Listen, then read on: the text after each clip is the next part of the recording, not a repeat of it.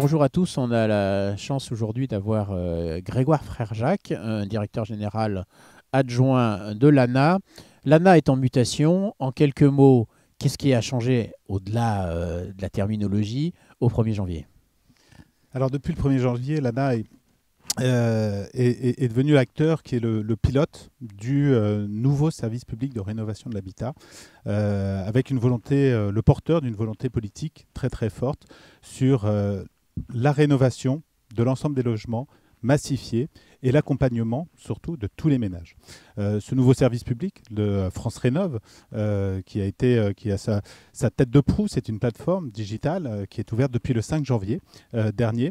C'est la première étape d'une démarche de fédération de tous les acteurs du territoire en faveur de l'information, de l'orientation, du conseil et de l'accompagnement de tous les ménages qui s'engagent dans des démarches de rénovation. Donc plus de moyens, plus d'efficacité, une meilleure coordination, et tout ça se décline sur les territoires?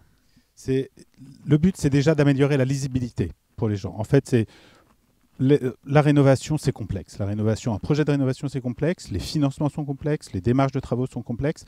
L'idée, c'est bien d'améliorer la lisibilité et de faciliter l'accès pour n'importe qui à un parcours de travaux.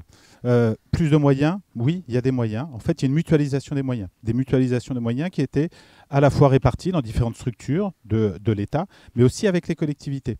On garde le système de s'adosser à ce qui existe dans les territoires et de le financer aussi avec les territoires.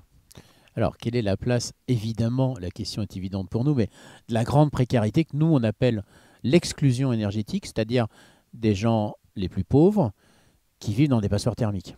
Est-ce qu'il y a un travail spécifique? Il y a un travail spécifique. En fait, l'idée, c'est de construire un modèle de l'accompagnement de l'ensemble des ménages. Mais dans ce modèle de l'accompagnement, il faut avoir des réponses qui soient adaptées à chacune des situations. Il y a des réponses qui sont financières. C'est des niveaux d'intervention, des niveaux d'aide pour les ménages qui sont adaptés à leur niveau de revenus. Sur l'accompagnement, sur la grande précarité, les questions de repérage, les questions d'accompagnement spécifique, les questions d'explication,